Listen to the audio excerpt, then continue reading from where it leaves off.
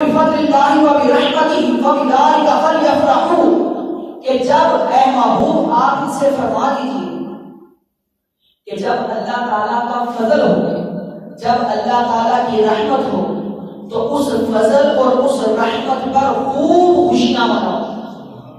فلیفرحوا فرمایا کہ بس اس میں فرحت کا اظہار کرو، خوشی کا اظہار کرو۔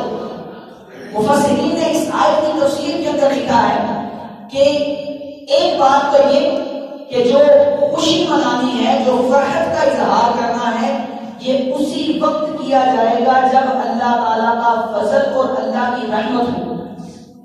اس کے علاوہ فرحت نہ کی جائے، مسرت نہ کی جائے۔ ایک خوشی کا اظہار کرنا اور ایک جوش و خروش کے ساتھ خوشی کا اظہار کرنا۔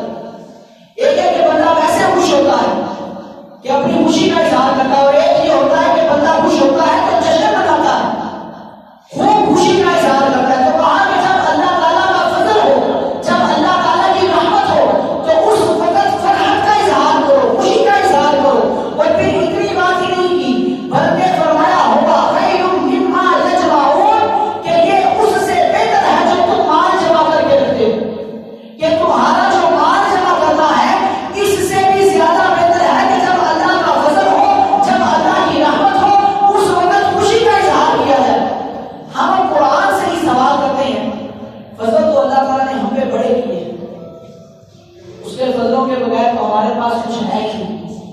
ہمارے ہاتھ سلامت ہیں، یہ اللہ کا فضل ہے۔ ہمارے قدم سلامت ہیں، یہ اللہ کا فضل ہے۔